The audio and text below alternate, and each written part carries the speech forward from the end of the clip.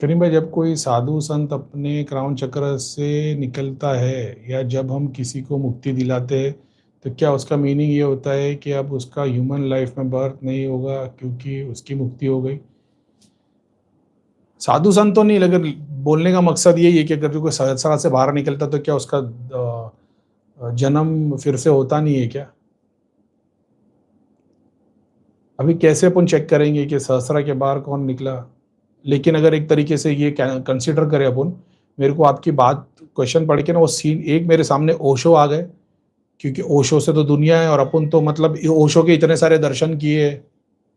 तो एक वो सूक्ष्म शरीर होते हैं, वो तो मैं जानता हूँ, और जितने ज्यादा सूक्ष्म शरीर, जैसे कि एग्जाम्पल के तौर पे अपन बोलता हूँ, मान लो हनुमान जी, तो बहुत सारे लोग हैं जिन्हें हनुमान जी के मंत्र का जाप किया, एक चक्र पूरा का पूरा हनुमान जी के स्वरूप हो गया, वो मर गए, वो जो सेवा करने वाला है वो हनुमान जी का स्वरूप बन के घूम रहा है, तो वो तो जानते हैं। उस तरीके से बहुत सारे ओशो के भी सूक्ष्म शरीर है, क्योंकि लोग ओशो को उस तरीके से पूज लिए। ठीक है, एक तो ये हो गया। तो उनका सूक्ष्म शरीर पूरा का पूरा ओशो हो गया, तो उनकी कॉन्शियस नॉलेज जीरो हो गई, ओशो की नॉलेज से वो चल रहे, ऐसा है। जैसे आप हनुमान जी का पूरा पूरा जाप किए जा रहे हो, आपने मर गए, सारे चक्र सॉल्व थे, एक चक्र जिसने तुम्हारी मदद की थी, हार्ट चक्र मान लो, पूरा का पूरा सूक्ष्म शरीर है। अब तुम भी चाहते हो कि जैसा किसी ने मेरी मदद की थी मैं भी आगे मदद करूं, तो तुम्हारा हार्ट चक्र का सूक्ष्म शरीर उसी तरीके से हनुमान जी के स्वरूप में आके लोगों की मदद करना शुरू कर दे। तुम अपने आप को यही समझोगे कि तुम हनुमान जी हो, ऐसा है। प्लस पास्ट की नॉलेज नहीं होगी, प्रेजेंट की होगी, ऐसा है। जैसे इस वक्त में तुम्हारे को अपनी लाइफ की नॉलेज है, इसके पहले के सारे जन्म की नॉलेज नहीं है, इसके आगे क्या उसकी नॉलेज नहीं, इस लाइफ के बारे में नॉलेज है, सेम चीज तुम्हारा सूक्ष्म शरीर हो जाएगा, ऐसा है। ठीक है, एक तो ये होता है। अब बात करते हैं, जैसे मैंने डॉक्यूमेंट्री देखा था, ऑटोबायोग्राफी ऑफ अ योगी वाले जो थे, वो जब माइक पे बोल रहे थे ना कि वो द लाइट हैज कम, और वो जो जाने, और उस वक्त उनकी डेथ हुई, मैंने देखा नीचे से लेकर ऊपर तक 8 डायमेंशन बन गए, सबके दरवाजे खुल गए, वो जहां से चाहे जाना जा सकते। मेरे को एग्जैक्टली कुरान की वो लाइन याद आ गई जहाँ पे लिखा हुआ है कि उनके लिए सर्टन टाइप के लोग होंगे, जब वो ऐसे सवाब के काम करेंगे, जब मरेंगे तो जन्नत के 8 दरवाजे खोल दिए जाएंगे। तो मेरे को ऐसा लगा यार, 8 डायमेंशन खोल दिए गए इनके, मतलब ये उस लेवल के है। लेकिन आज भी लोगों के लिए, जब जो लोग जाप करते, ध्यान करते, वो गुरु, मेरे को नाम याद नहीं है, देखो भाई भी मैं कभी कैसे, मेरे को नाम याद नहीं रहते, लेकिन परमहंस योगानंदा, योगानंदा को तो दर्शन तो करते ही है, सिद्धियों के रूप में, शक्तियों के रूप में, मदद के रूप में, साथ में बैठ के बात करते हैं। अपन ने इतने दर्शन किए। तो बुक तो मैंने पूरी पढ़ी नहीं, लेकिन मैंने कसम से बोलता हूँ, मैंने बुक पढ़ने की बहुत कोशिश की। वो मैं जितनी बार भी पढ़ता था ना भाई, वो जितनी भी मैंने पढ़ी है, 20, 30, 40%, योगानंदा जो जो गुरु के पास गए ना, और गुरु जो चमत्कार करके दिखा रहे थे या एक्सपीरियंस कर रहे थे, वो सब तो कर लिए। तो मेरे को ऐसा, बड़ी बात से तौबा, लेकिन अपने को ऐसा लगने लग गया कि यहाँ पे जिस गुरु की तारीफ कर रहे हो और गुरु जो चमत्कार कर रहे हो, वो तो वो नॉर्मली करते। किसी को हील कर दिए, किसी की दृष्टि खोल दी, किसी के सर पे हाथ रख दिए, किसी को बोल दिए तो उसकी जिंदगी का संकल्प पूरा हो गया, किसी के मटेरियल बेनिफिट। तो मेरे को ऐसा लगा, तो अपन भी कर लेते। तो वैसी वाली फीलिंग आ गई, तो मैंने आगे पढ़ा नहीं, लेकिन दर्शन तो हुए। तो अगर, और ये तो बड़े बड़े गुरु की जिसकी मैं बात कर रहा हूँ, समझ रहे हो। फिर और भी कितने सारे, मैंने एक बार वो सेंट्स ऑफ इंडिया का एक फोटो डाला था, उसमें इतने सारे गुरु थे, उसमें से कितने सारे गुरु के तो अपन ने दर्शन किए। तो क्या अपन मानेंगे कि उनको मोक्ष मिला कि नहीं मिला, मुक्ति मिली कि नहीं मिली, क्योंकि दर्शन तो उन सब के किए। समझ रहे हो। आगे की लाइफ में गए कि नहीं, ये तो कैसे पता कर सकते अपन कि आगे कहीं जन्म हुआ है कि नहीं हुआ।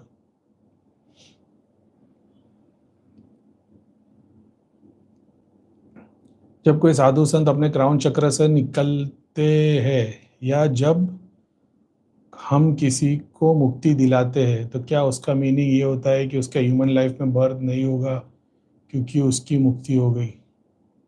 अब अगर कंसिडर कर लेते किसी को नेगेटिविटी थी, उसके पीछे भूत प्रेत था, हमने हवन जाप ध्यान करके उसको, उसको जो भूत प्रेत था उसको मुक्ति दिला दी, अगर ये टॉपिक है, तो दूसरा जन्म ले लेगा नहीं, वो मलिन योनि में से साफ योनि में चला गया, बस इतना होगा। ऐसा नहीं होगा कि अपने सारे केसेस में अपन देखो कि भाई मैंने जितनों का इलाज किया उसमें से किसी का नया जन्म हुआ क्या। धाम में थे तो दिखता था, लेकिन वेरीफाई नहीं हो पाएगा ना वो। एग्जाम्पल में देखते पड़ेगा भाई, अपन 5 साल से काम कर रहे, कितने लोग हो गए होंगे, जैसे प्रीतम भैया ने बताया था 20 लाख के कितने हो गए थे, है तो फिर ठीक है। स्क्रीन पे देख के बोले थे, देवी ने बताया थी 20 लाख के ऊपर हो गए।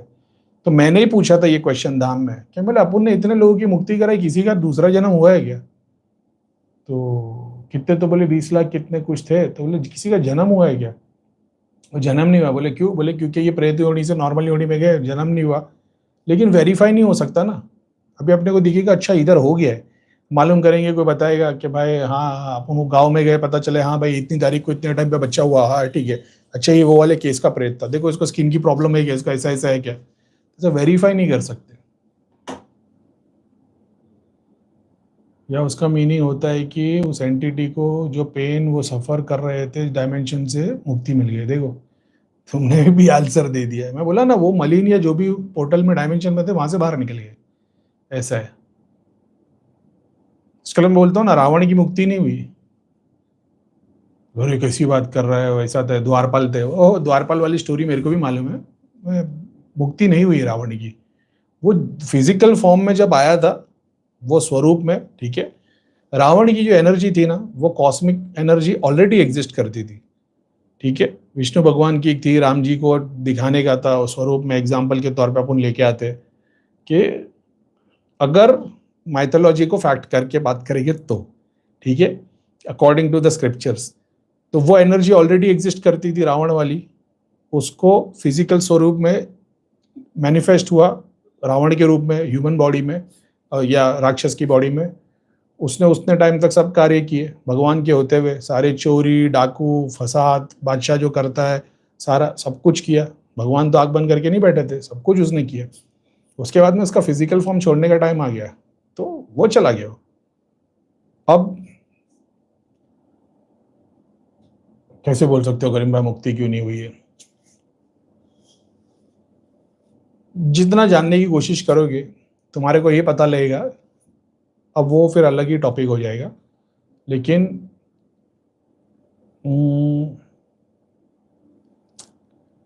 रावण के पास में एक अपॉर्चुनिटी थी, जब वो अपने पूरे वॉर हार गया, सारे भाई बेटे फैमिली मेंबर्स आर्मी सब खत्म हो गए थे, वो चाहता तो सरेंडर कर लेता था, समझ रहे हो। और अब बोले उसको ईगो था, ईगो तो था, लेकिन ये देखो कि वो ईगो किसके लिए था, वो ये भी एक इंपॉर्टेंट बात है कि ईगो किसके लिए था। वो उसके पास सारी अपॉर्चुनिटी थी, वो चाहता तो सरेंडर कर लेता।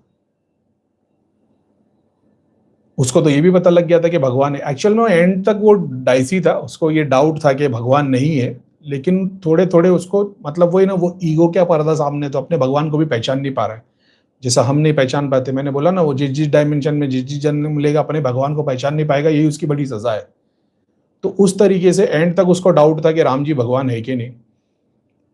और जब वॉर चल रहा था ना, तो रावण को उसके फैमिली मेंबर्स कोई तो लड़ने जा रहे थे, कोई मेरे को एग्जैक्टली याद नहीं, बेटे या भाई ने बोला था कि मेरे पास में अपने पास में रावण बोलता है कि तेरे पास में अपॉर्चुनिटी है तो सरेंडर कर दे तो बच जाएगा। तो उसका भाई बोलता है कि मेरे को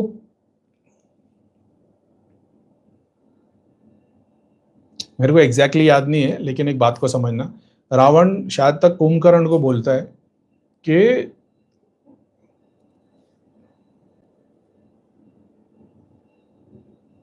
कुंभकर्ण को बोलता है कि बेटे को बोलता है,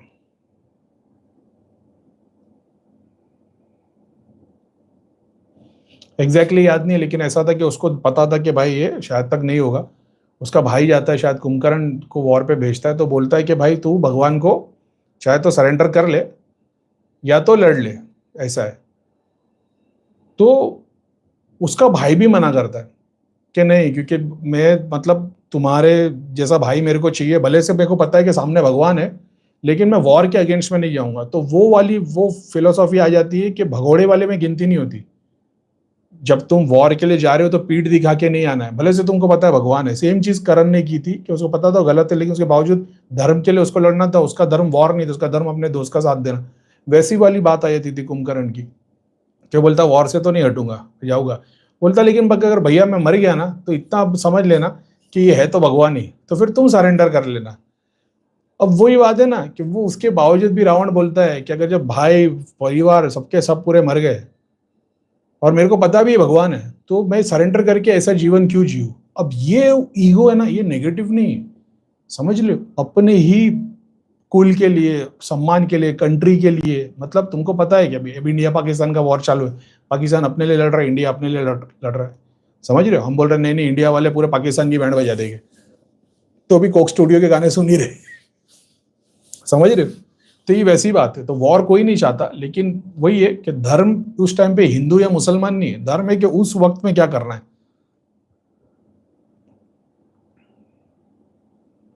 पता नहीं मैं रिलेट कर पाया कि नहीं। तो एंटिटी के मामले में अगर तुम बोल दो कि मुक्ति हो जानी थी, तो वो तो रावण अगर उसी टाइम पे अपने परिवार को लेकर राम जी के सामने सरेंडर कर देता तो शायद उसकी मुक्ति हो जाती। उसकी मुक्ति नहीं हुई, वही तो है, क्योंकि उसने चाहा भी नहीं मुक्ति। उसने बोला नहीं भाई, ऐसा डरपोक वाली जिंदगी में नहीं जीऊंगा। रावण की वर्ड है वो, दुनिया में आया तो कुछ ऐसा करो कि भगवान खुद तुम्हें नीचे लेने को ले आए, ना किसी अपने दूत या यमदूत को भेजे। तो मेरे को याद है वो चीज, रावण की सिद्धि। तो वो भी अपने बोला, उसने मोक्ष की प्राप्ति नहीं की, राम जी के पास नहीं चला गया कि मोक्ष मिल जाए। बोले जब मेरे लिए मेरे पूरे परिवार ने अपनी जान दे दी, मेरी आर्मी ने जान दे दी, तो मैं कैसे सरेंडर कर सकता हूँ भाई। ये तो बोला नहीं, मैं जाऊंगा और मर के आऊंगा। तो वो एक बहुत सीखने वाली बात है। मेरे को पता नहीं आप लोग रिलेट कर पा रहे हो कि नहीं, मतलब समझ रहे हो। अब यहाँ मोक्ष की बात नहीं होती, या आत्मा या निर्वाण की बात नहीं हो रही, और उसके पास में अपॉर्चुनिटी भी है। बोले भैया उसको ईगो है ना, ईगो भी तो है, लेकिन ईगो किसके लिए ये भी तो देखो। ईगो खुद के लिए नहीं है, पता है तेरे को तू वो जाके हारने वाला है, समझ रहे, फिर भी जाऊंगा क्यों, क्योंकि मेरे लिए लोगों ने बलिदान किए है। ऐसा ये है, पता नहीं कितने लोग समझ पाते।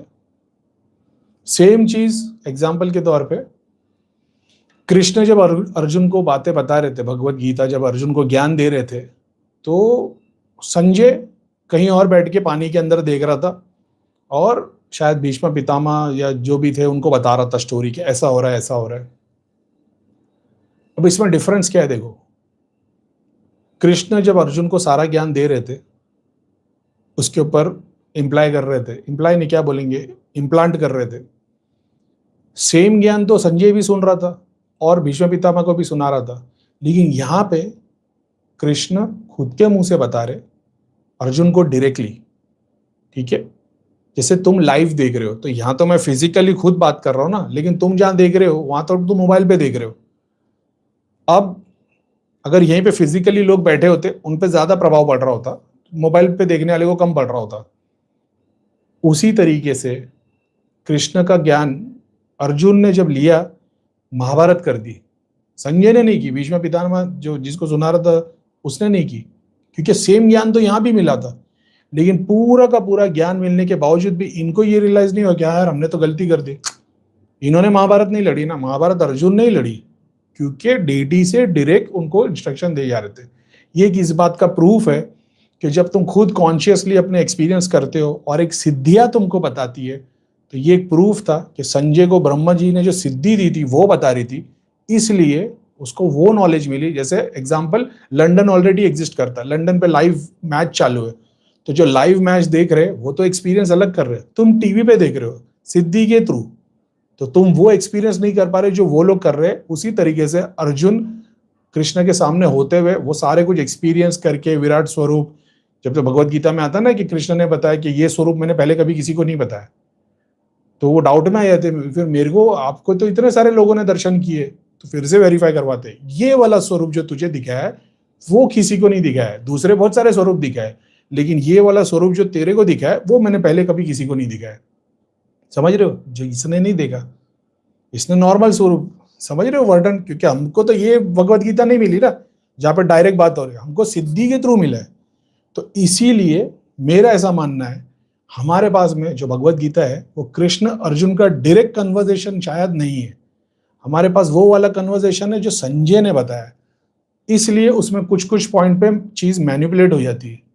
तो मेरा ऐसा विश्वास है कि अगर ये डायरेक्ट कन्वर्सेशन होगा ना, सिद्धियां तुमको बता रही है और एक एक्चुअल में चीजें तुम एक्सपीरियंस कर रहे हो, दोनों में फर्क। जैसे मैं बोलता था स्क्रीन पे हमेशा एक चैप्टर कम दिखता था, 6 चक्र खुले तो 5 ही दिखते थे, तो सब सामने वाला सामने आता था तो दिखता था इसके तो 6 चक्र खुले, मैं तो 5 बोला था, समझ में एक स्टेप पीछे दिखते। भगवत गीता के हिसाब से कृष्ण ने अर्जुन को सुप्रीम चीजें एक्सपीरियंस करवाई होगी, बताई होगी, सिद्धियों के थ्रू कुछ लिमिटेड चीजें ही हमारे पास आ पाई। अब हम इस लिमिटेड डेटा से वो इन्फिनिटी को समझने की कोशिश करते तो मैच नहीं हो पाता।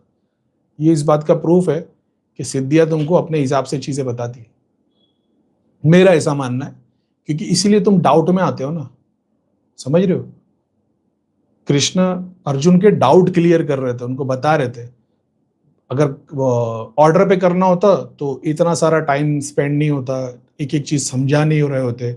और वो समझाने की पूरे प्रोसेस के अंदर सेम कन्वर्सेशन दो लोग सुन रहे, अर्जुन भी सुन रहा है, संजय भी सुन रहा है, लेकिन संजय पे इम्पैक्ट नहीं हो रहा।